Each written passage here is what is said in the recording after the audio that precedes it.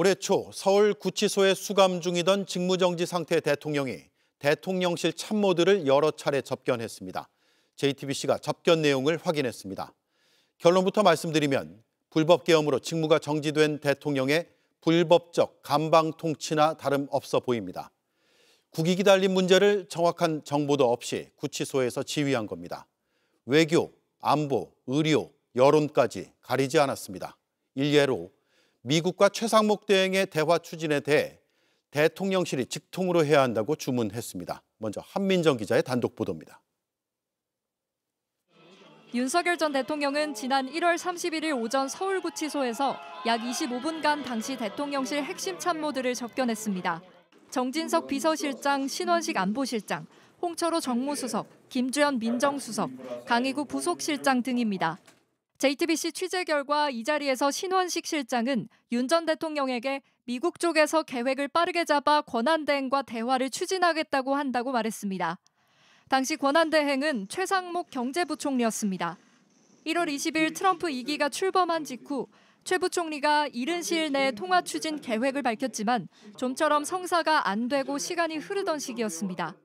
보고를 받은 윤 전 대통령은 대통령실하고 백악관하고 직통으로 해야 하는 것이라며 안보실을 언급했습니다.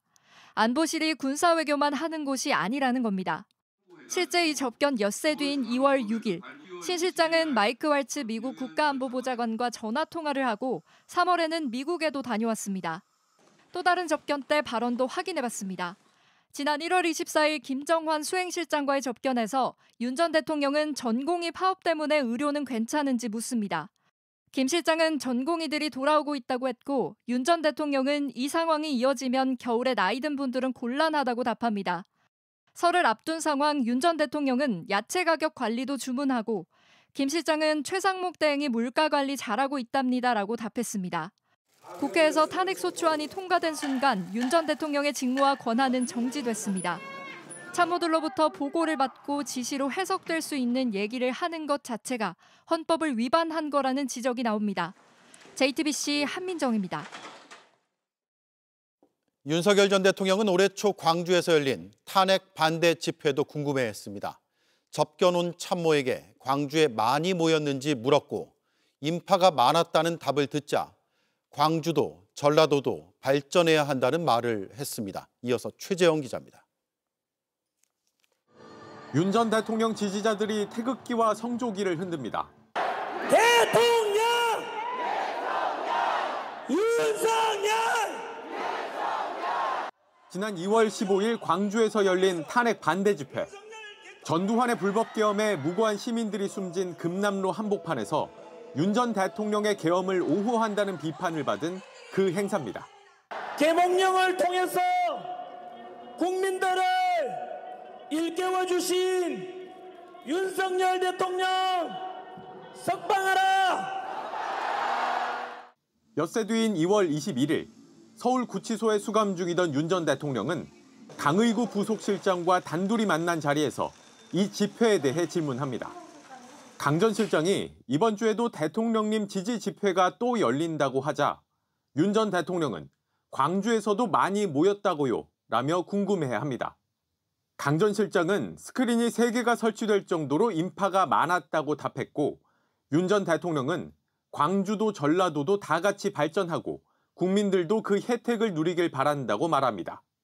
직무 정지 상태인 대통령이 부속실장에게서 광주로 몰려간 극우단체들의 집회 소식을 직접 보고받은 겁니다.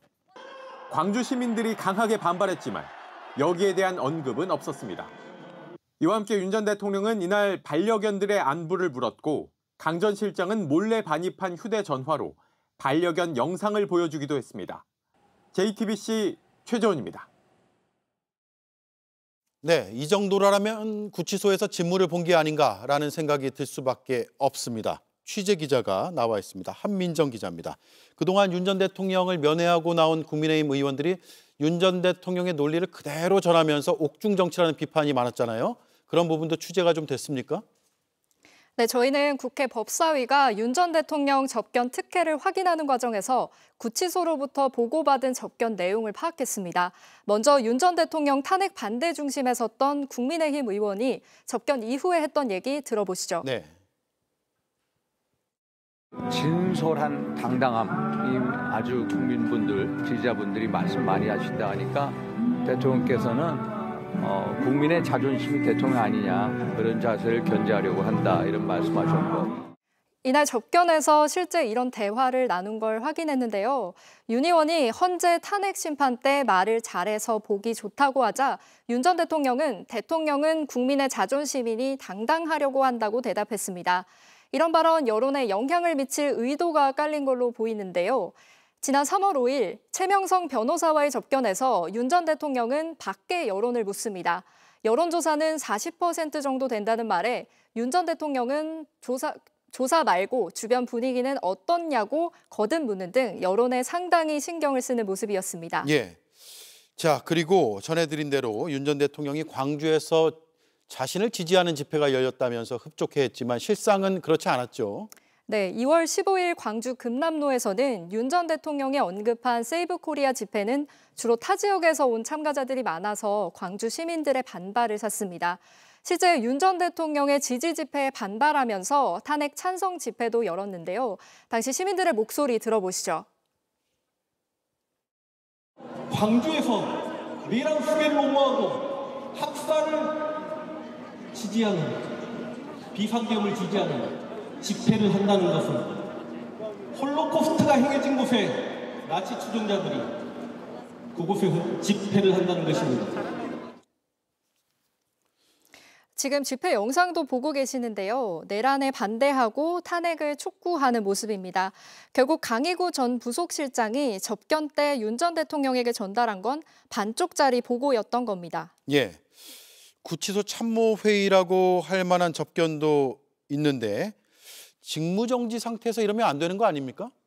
네, 윤 전 대통령은 지난해 12월 14일 탄핵소추안이 국회에서 가결된 이후 헌법 제65조에 따라서 권한이 정지됐습니다. 예.